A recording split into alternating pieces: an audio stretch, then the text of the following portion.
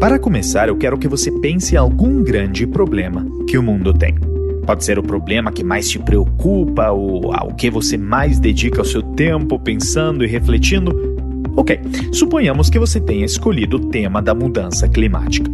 O aquecimento global devido às emissões de gás estufa é certamente uma preocupação muito grande para todos nós, afinal. Mas agora eu quero que você reflita. Você, sozinho com seu computador, conseguiria resolver o problema da mudança climática achando, por exemplo, as iniciativas necessárias para reduzir o impacto do gás estufa? Muito provavelmente não, pois simplesmente se trata de um problema com dados e variáveis demais a serem analisadas e processadas pelo seu computador. E a mesma coisa se aplica a todos os grandes problemas do mundo e da humanidade. E a verdade é que se aplica também aos grandes problemas dos negócios, ou seja, computadores tradicionais nem sempre conseguem atacar esses problemas por falta de poder computacional. E é justamente aqui que entra em jogo supercomputadores, que são o tema do nosso episódio de hoje.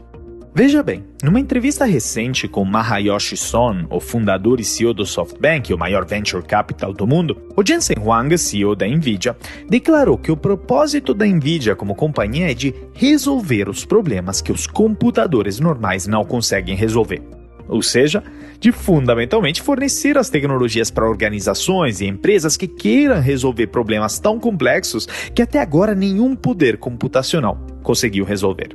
Desde se juntar recentemente com a Meta, ex-Facebook, na construção do maior supercomputador do mundo, o AIRSC, ou Research Supercluster, até trabalhar com o Laboratório Nacional de Computação Científica, o LNSC, no Santos Dumont, o maior computador da América Latina dedicado à pesquisa científica e que está no top 500 do mundo, a NVIDIA está verdadeiramente revolucionando o mundo da pesquisa através da computação de alto desempenho. E é justamente por isso que vamos explorar neste episódio como supercomputadores funcionam, por que eles são importantes para a pesquisa e alguns dos cases de sucesso do LNSC com o Santos Dumont aqui no Brasil. E para tudo isso, lhe dou então as boas-vindas a este 5º episódio do Vem Aí, o podcast oficial da NVIDIA Brasil. Aqui o seu host, André Iorio, palestrante, escritor best-seller sobre transformação digital, liderança e inovação. Já fui diretor do Tinder por 5 anos e Chief Digital Officer na L'Oréal. Sou hoje professor de MBA na Fundação Dom Cabral e trabalho com mais de 100 empresas por ano em projetos de transformação de seu negócio e sua cultura.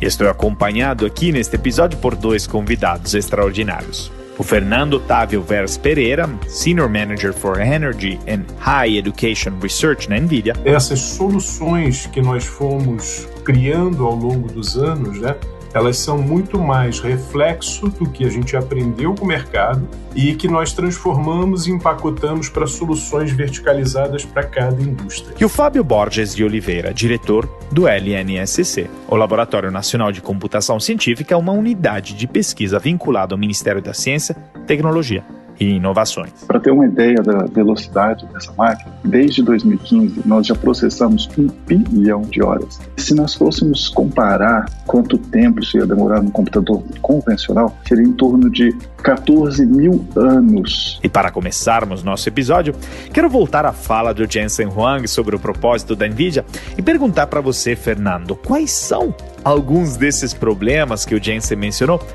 E o que a NVIDIA oferece em termos de tecnologia de computação para resolvê-los? Maravilha, André. Primeiro, um prazer estar aqui com vocês, dividindo aí essa bancada. A pergunta é bem pertinente e ótima, até porque a NVIDIA hoje está presente em diversas indústrias distintas, Hoje a gente tem aqui o Fábio Borges, aqui do LNCC, que está representando a comunidade científica, ele vai poder falar mais a respeito. Mas a NVIDIA ela atua em diversas indústrias até que a gente nem imaginava. E, de certa forma, a gente absorve esse conhecimento da própria indústria. Então, ao longo dos anos, a NVIDIA ela fez uma transformação, investiu muito na parte de software. Então, hoje a gente tem aí diversos frameworks aí lançados no mercado e disponíveis para a comunidade. Grande maioria são open source. Portanto, as indústrias usam de forma ativa esses frameworks para acelerarem os seus projetos, sejam eles projetos de pesquisa, sejam eles projetos aplicados à indústria propriamente dita, né? Não por acaso, só para citar algum número, para você ter aí o tamanho, né, o sizing dessa nossa participação no mercado, nós temos hoje cerca de 3 milhões de desenvolvedores espalhados pelo mundo, né? Então, essas pessoas, elas não é que sejam desenvolvedores diretos da NVIDIA, mas essas pessoas, de forma ativa, usam os frameworks que a gente lança, né, as novas features, que são aceleradas para essas plataformas, principalmente na parte de supercomputadores, né? Então, nós estamos presentes na indústria de saúde, estamos presentes na indústria de energia, a qual eu pertenço, estamos presentes na área de manufatura, de varejo e assim por diante. Então, Jensen está correto, a gente hoje está resolvendo problemas que um computador normal, um computador de mesa, por exemplo, não poderia resolver, né? E uma das dúvidas que eu acho nossos ouvintes podem ter justamente é dizer, ok, então significa que aquele computador que eu tenho em casa, ele vai até um certo ponto em termos de habilidade de resolver problemas complexos. Então, o que diferencia um supercomputador? Então, neste sentido de poder computacional ou habilidade de predizer acontecimentos, qual é a diferença entre um supercomputador e um computador normal, nos olhos da NVIDIA? Um computador normal, né, imagina o seguinte, né, para dar uma ordem de escala, por exemplo, aí eu acho que o Fábio vai poder acrescentar bastante, aí passando alguns números do LNCC, né? Imagina milhares de computadores normais trabalhando em paralelo para resolver uma determinada equação, um determinado problema. Então, o supercomputador ele é um conjunto que, se você fizer uma comparação em termos de poder computacional, ele multiplica esse poder, né, em uma estrutura cada vez menor, né? A gente costuma dizer dentro da NVIDIA que quanto mais você compra, mais você salva dinheiro, né? Então, hoje, a tendência é que dentro do âmbito do HPC, a gente tenha cada vez mais uma diminuição de espaço, cada vez mais nós tenhamos supercomputadores eficientes em termos de consumo de energia, mas com poder computacional de 20 mil computadores de mesa, esses que a gente está usando aqui no nosso dia a dia para resolver problemas cada vez mais complexos, né? Desde previsão do tempo, né? Você criar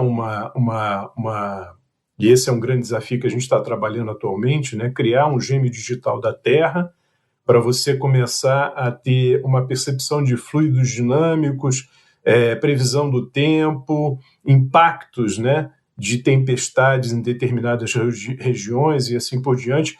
São coisas que só a computação paralela, só um supercomputador ele pode trabalhar, ele pode produzir, né? Então, nessa escala, eu diria o seguinte, é como se tivesse, 10 mil pessoas trabalhando em paralelo para resolver ao mesmo tempo aquele problema, tá? Não sei se eu respondi a tua pergunta, mas é mais ou menos comparativamente isso, né? Com certeza, digamos, força motriz que ajuda, né, a rodar provavelmente quantidades gigantescas de dados e que faz com que, obviamente, consigam se resolver os problemas mais complexos que tem ali. Nas indústrias, nos segmentos, nas verticais que você comentou, e também muito na pesquisa.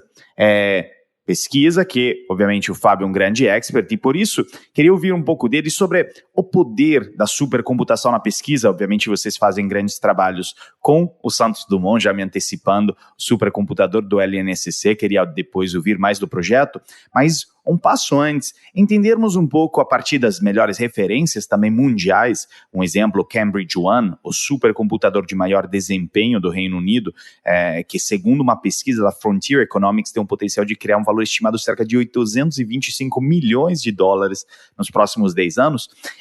como o poder da supercomputação e computação de alto desempenho pode impactar o mundo da pesquisa? Pois se a gente for olhar, muito provavelmente entre os maiores problemas que existem estão justamente ali, porque nem sempre organizações privadas enxergam a possibilidade de extrair valor disso no curto prazo e ao mesmo tempo porque às vezes é cara demais para uma organização sozinha ir atrás.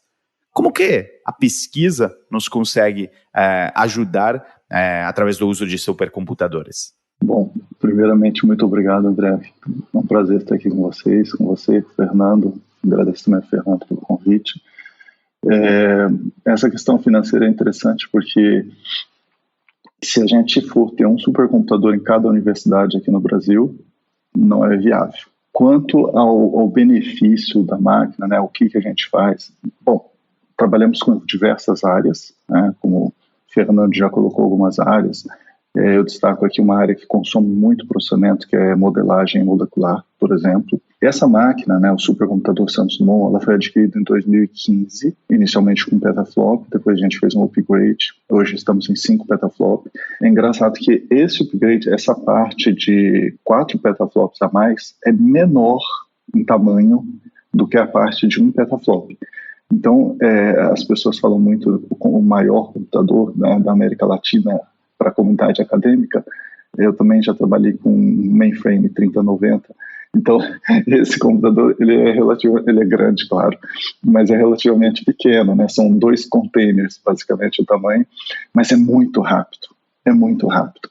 Então, para ter uma ideia da velocidade dessa máquina, desde 2015, nós já processamos 1 bilhão de horas, tá? Horas de processamento, 1 bilhão de horas.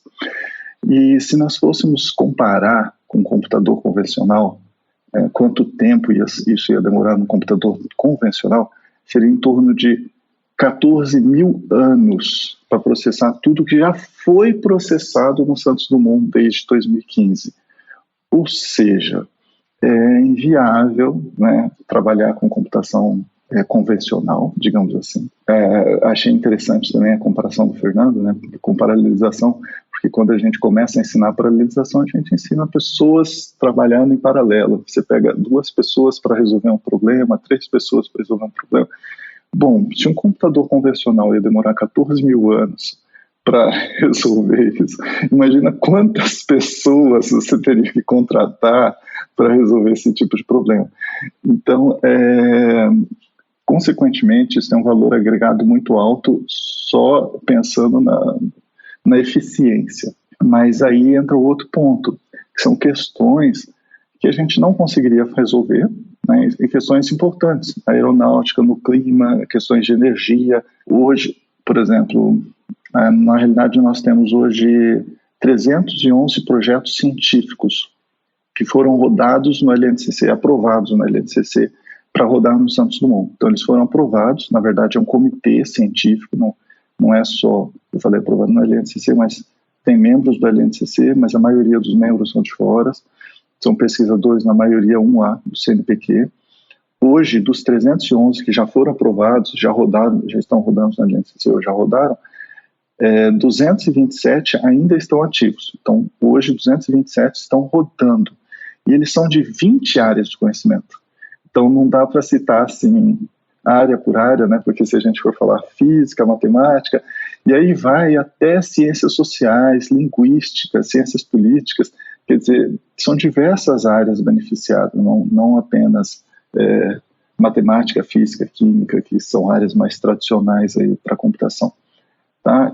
Esses projetos eles estão vinculados hoje a 60 instituições de ensino, de 15 estados brasileiros. E, consequentemente, ajudaram na formação de 140 mestres e 110 doutores, né, espalhados pelo Brasil. E trabalharam em vacinas, diversos projetos de saúde, na vigilância genômica, principalmente do estado do Rio de Janeiro, mas do Brasil inteiro veio material para fazer vigilância genômica, processar aqui no computador. E, claro, quanto à pandemia, que nós, graças a Deus, saímos dessa pandemia. Então, assim, o impacto da supercomputação é tremendo em diversas áreas. Aqui no Brasil mesmo, a gente não precisa falar sobre o impacto lá fora. Aqui no Brasil a gente vê um grande impacto. Toda essa discussão nos faz entender fundamentalmente que os grandes problemas que nós não conseguimos resolver até hoje através da computação tradicional estão muito vinculados a problemas que precisam de um processamento gigantesco de dados, fundamentalmente para poder gerar as simulações que nos façam tomar melhores decisões. E quando a gente olha um pouco até outros temas que a gente trouxe nos episódios do Vem Aí, tem um tema que é o do metaverso. E o metaverso, quando a gente olha pela perspectiva de digital twins, de equipamentos, de capilaridade de dados tão extremo ao ponto de você poder medir a dilatação de uma pupila de um consumidor da sua loja dentro de um metaverso, a partir de uma cor de uma embalagem a respeito de outra, nos faz entender que no futuro, justamente, dado virará commodity. Na medida que as empresas se abrirem ao metaverso e estarem presentes, terá um volume gigantesco de dados. E ali onde temos que entender, nesta próxima fase da internet, o papel da supercomputação irá provavelmente ser a cada vez mais relevante. E o que pode ser feito também a nível de supercomputação, Fernando, para podermos preparar para um volume a cada vez maior de dados, onde muito provavelmente a supercomputação virará também prerrogativa de organizações e não só de instituições de pesquisa, porque teremos mais dados à disposição. Qual o papel futuro da computação de alto desempenho em um mundo de dados praticamente infinitos? Ótima pergunta também. Isso já está acontecendo, né? Se a gente citar aí o exemplo do Facebook, né, que agora se transformou, mudou o nome lá para Meta, né? Isso já está acontecendo. Eles estão construindo lá um supercomputador, diga-se de passagem, todo baseado em cima de NVIDIA, né? Então, eles estão em plena construção desse supercomputador, um projeto extremamente complexo, que a gente está participando aí de forma ativa, né? Justamente para diversas funcionalidades distintas, né? Uma delas, inclusive, né, é um tema que aflige muito a nossa sociedade atual, né, que é a produção infinita, né, de fake news. Então, como é que a gente consegue, né, identificar de uma forma eficiente, né, que aquela notícia, por exemplo, aquela informação que está trafegando, por exemplo, dentro de um Facebook, das redes sociais em geral, ela é fidedigna ou não, né? A gente tem percebido que o volume de informação que muitas vezes são falsas, elas podem derrubar governos, né? Elas podem afetar de forma dramática, né, um país inteiro. Então, e outras questões também que já estão sendo trabalhadas aí pela indústria em geral, né, principalmente aquelas que hoje atuam muito fortemente com seus clientes finais, como Natural Language Processing, né, a parte de criação que você mencionou aí de ambientes 3D, né, por exemplo, né, nós lançamos agora, há algum tempo atrás, a nossa plataforma de 3D, né, chamada Omniverse, né? O Omniverse hoje está sendo usado muito na área de arquitetura, engenharia e construção, então tem um pouco do que o Fábio falou, né? Ele pode ter aplicabilidade e o uso, né? Essa plataforma ela pode ser usada, por exemplo, para aeronaves, né? Você mensurar a aerodinâmica, você projetar um avião ou detecção de anomalias, né? Você criar, né, um digital twin de um avião, por exemplo, para começar a fazer simulações de falhas e assim por diante, ou ainda, né, inserir ainda mais um sabor aí, que usar módulos, por exemplo, para fluidos dinâmicos, que é um outro framework da NVIDIA. Enfim, tem uma infinidade de aplicabilidades. A gente já está vendo essa plataforma sendo usada para criar ambientes, né, um digital twin de plantas de distribuição de energia, e, portanto, com isso você consegue fazer predições com uma acurácia maior e evitar, né, eventuais problemas, economizar dinheiro e assim por diante. Então, a aplicabilidade, né, da supercomputação ela é infinita, conforme você disse, né? Você mencionou lá no início da nossa conversa aí o projeto lá do Cambridge One, né? E o Cambridge One é uma joint venture que foi criada aí com centros de pesquisa, AstraZeneca, GSK, a King College, né? E assim por diante. E nós montamos esse supercomputador, são 80 DGX, né? Justamente para trabalhar com um foco bem específico, né? Busca de fármacos contra o Covid-19, né? E vacina. Não por acaso, a gente pôde perceber aí durante a pandemia, né, a aceleração que teve nesse contexto aí a pesquisa da vacina, né? Então, é a supercomputação aplicada à comunidade, em benefício da humanidade, tá? Acho que o Fábio ilustrou bastante aí, no contexto de Brasil, né, a importância que o LNCC tem e o quanto ele já produziu aí com esse supercomputador que é o Santos Dumont. E é, inclusive, uma supercomputação que acelera de forma exponencial. E aqui que é interessante, porque o Fábio mencionou que já viu várias versões, né, de supercomputadores, já viu aqueles mainframes gigantescos. E então eu queria percorrer só o mínimo dessa história, porque quando a gente olha para a lei que está atrás da computação, a lei de Moore, é uma lei exponencial que diz que, fundamentalmente, a capacidade de processamento de semicondutores dobra em média a cada 2 anos. E ela, por muito tempo, se provou válida. Ultimamente, alguns apontam que é mais rápida do que isso, outros que menos, mas a gente nota, então, uma evolução exponencial, o que nos leva também até a pensar as perspectivas futuras, aonde nos podemos chegar, se nos chegaremos até um supercomputador que consegue resolver realmente todos os problemas do mundo. Então, olhando um pouco para esta retrospectiva, Fábio, ao longo dos teus anos na pesquisa, no LNCC, olhando para a evolução dos supercomputadores, primeiro, como você vê o momento atual da supercomputação? Estamos num momento de maturidade, ele continua crescendo ou você nota alguns entraves, como, por exemplo, até a disponibilidade de matérias-primas, né, para semicondutores, que é uma coisa que, por exemplo, tem afetado outras indústrias, e talvez até um pouco das perspectivas futuras. Onde você acha que a gente poderia chegar nesse sentido? É muito interessante essa pergunta. O que acontece assim... Você olha para máquinas antigas, né? Quem trabalhou lá com os primeiros PC XT, um chip 8080, depois o Z80, 286, 386, assim vem. O que acontecia? A pessoa simplesmente trocava a máquina e dobrava a velocidade do software. Você não trocava o software, você só trocava a máquina e dobrava a velocidade do software. Chegou um momento, quando chegou perto dos 5 GHz, chegou em barreiras físicas, começamos a encontrar barreiras físicas, né? É difícil aumentar muito, continuar dobrando a velocidade.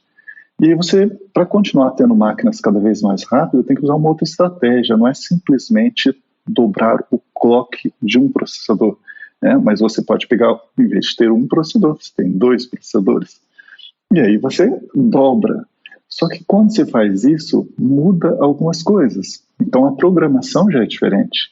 Já não é simplesmente trocar uma máquina e colocar outra máquina no lugar com o mesmo software.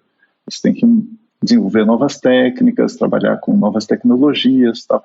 E aí entra bastante a NVIDIA, né? Porque é essa tecnologia de você ter vários processadores, vários mini processadores ou coprocessadores, que às vezes se falam bastante também, né? Que é um processador para auxiliar o processador central, e isso tem dado um speed-up muito grande, tem feito com que as máquinas, de forma geral, continuem evoluindo tanto. Agora, o céu é o limite, né? Assim, existe uma maturidade quanto a um chip, né? A computação clássica, ou convencional, digamos assim, mas ainda tem muito para evoluir na parte de paralelismo, tem muita coisa para evoluir nessa parte. E futuramente, depois a gente tem muita coisa também em computação quântica. Então acredito que logo a NVIDIA vai estar lançando chips quânticos, com vários processadores, vários bits quânticos espalhados, e a gente vai poder usar isso também em paralelo, porque a computação quântica tem o mesmo problema. Se você tentar fazer um chip com vários bits quânticos, ou qubits, como é chamado, é difícil. É quase impossível, mas já está sendo feito vários pequenos processadores com um único bit ou 2 bits quânticos. Então, que é a mesma estratégia, dividir para conquistar, né? Então, eu acho que é por aí. Existe uma maturidade, sim, do que é convencional, mas existe muita coisa para evoluir e ainda mais com a quantidade de dados que vem só aumentando, esse tipo de estratégia de ter vários processadores é muito mais eficiente, porque você pode pegar cada processador e trabalhar num dado. Então, quando a gente fala de inteligência artificial, em especial deep learning, né, redes neurais profundas, você consegue trabalhar com vários, cada aresta do grafo da rede neural trabalha num processador, né? Então, se você tem muitos processadores, você tem um grafo muito grande. Então, você consegue trabalhar bem. Mas existem problemas que são mais complicados de paralelizar. O Fernando comentou de dinâmicas fluidos, energia, essas coisas são bem mais complicadas e a gente tem que evoluir não só na parte de hardware, mas também na parte de software. Pois é, Fernando, a nível de NVIDIA, estão realmente trabalhando em algumas dessas frentes? Quais são as perspectivas futuras e o que você enxerga como as próximas oportunidades no ramo da supercomputação? Pois em cima disso daí, né, hoje, esse ano, a gente lançou aí a H100, né, que vai ser sucessora da A100, e ela está prometendo aí, principalmente workloads relacionados à inteligência artificial, ser 6 vezes mais performática do que a A100, por exemplo, né? Então, assim, a gente tem o que acontece, né? Acho que o grande X da questão, e é onde a NVIDIA teve a visão dela e, portanto, fez com que ela, do pioneirismo, ela passasse à liderança, né? Foi exatamente trabalhar concomitantemente ao hardware, conforme o próprio Fábio mencionou agora. Ela também ela começou a portar, né, algoritmos, frameworks específicos já usados em inteligência artificial para a GPU, né? Então, isso faz com que você tire o melhor, né, da GPU, porque não é só o hardware e aí é uma coisa interessante, né, porque quando a gente vai trabalhar um projeto específico, a nossa primeira pergunta para os nossos clientes é: qual é a sua carga de trabalho? O que você vai rodar nessa máquina? Porque você está querendo adquirir, de repente, um HPC e não necessariamente é o que você precisa, entendeu? Você quer adquirir um número X de GPUs, não é necessariamente o que você precisa. Então, muitas vezes, os clientes ficam assim, não entendem, né? Porque a gente reduz, inclusive, a infraestrutura dele. Por quê? Porque aquela infraestrutura que a gente reduziu vai atender exatamente o que ele precisa. Então, a gente tem uma preocupação anterior à questão do hardware. A nossa maior preocupação hoje é em relação à aplicação. Porque, caso contrário, você vai comprar fazendo uma analogia, né? Você vai comprar um carrão, uma Ferrari, para fazer uma pesquisa sobre um grão de feijão. Quer dizer, fazendo uma comparação assim boba, né? Mas é isso. Então, hoje, a questão do hardware, né, dessa busca de performance, ela tem que andar concomitantemente à questão da aplicação do software, né?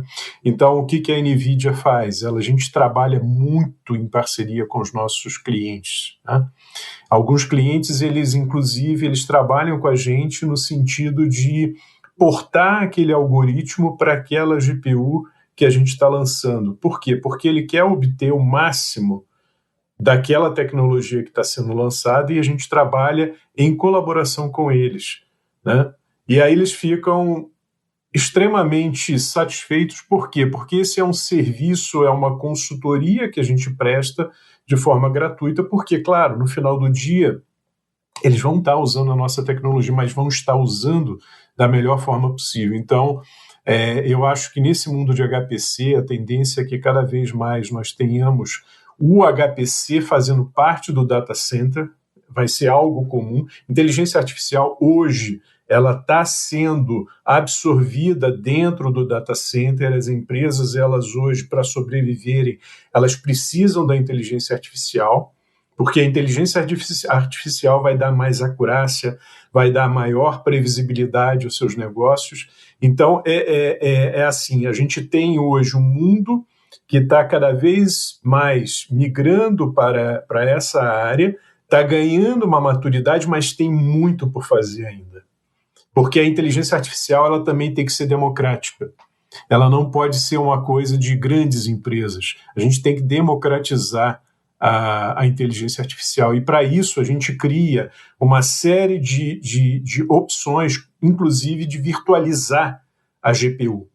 Você ter aquela experiência daquele poder computacional e você, da sua casa, ou ter um ambiente mínimo e aí dividir e compartilhar isso com várias pessoas para você fazer o uso desse poder computacional. Então, a virtualização é algo importante e as grandes empresas também de cloud, né, que provêm poder computacional, GPUs também, AWS, Google e etc. E tal, é uma outra forma de democratizar, né, o uso desse poder computacional e aí fazer com que maior número de pessoas sejam tocadas por isso.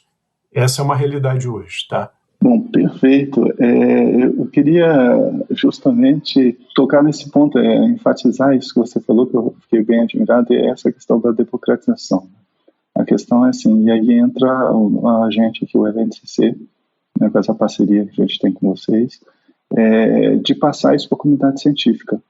Por quê? Porque, como eu falei no começo, né, da nossa conversa, se cada universidade for ter esse equipamento, é inviável.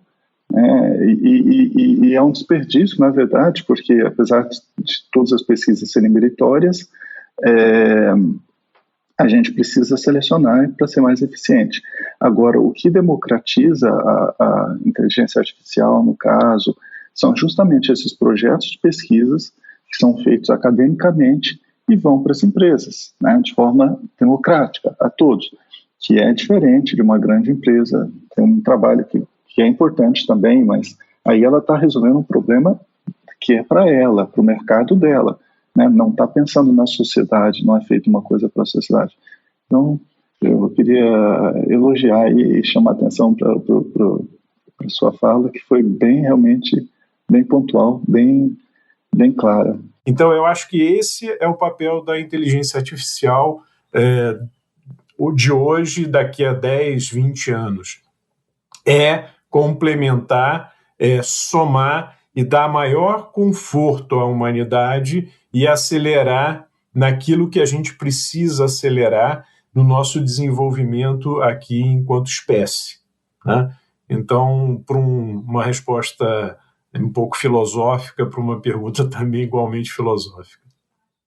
Mas gostamos de finalizar mais com esse tom mais profundo, ético e filosófico, e eu diria que, para mim, o que você disse ressoa muito ao pensar que a inteligência artificial possa ajudar o ser humano, não substituí-lo, para fazer o quê? Para desempenhar tarefas chatas, repetitivas, aquelas que odiamos e aquelas mais perigosas. E ali, onde a gente vive uma sinergia muito boa, onde verdadeiramente nem sempre a gente tem que alcançar aquela inteligência artificial geral, mas onde a gente se complementa com inteligências artificiais específicas para resolver alguns problemas específicos, graças à força dos supercomputadores. E é isso que a gente falou hoje. Então, eu queria agradecer muito a participação de vocês, senhores. Fernando, muito obrigado aí pelos seus insights de dentro da NVIDIA.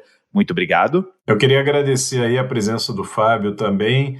André, aí, obrigado pela condução sensacional, muito obrigado aí pela equipe de apoio, o Elias, que está aí no backstage também, parabéns para vocês, tá? Muito obrigado, e Fábio também, obrigado demais por esta visão, realmente vindo do mundo da pesquisa, por parte do LNCC, e obrigado pela sua participação. Muito obrigado, é um prazer estar aqui com vocês, Fernando, André, então obrigado e até a próxima. E é com essas reflexões profundas sobre o uso da computação de alto desempenho para pesquisa e alguns cases de sucesso da NVIDIA que nos despedimos, caros ouvintes do Vem Aí. Mas espero que, em vez de só ter trazido respostas e conhecimento, esse episódio tenha trazido à tona as provocações e perguntas necessárias sobre, de fato, o poder da computação que quase como dever de casa eu quero que você fique aprofundando até o próximo episódio. E é com isso que agradeço a sua atenção a nome da NVIDIA e do seu host André Iorio. E nos vemos no próximo episódio do Vem Aí.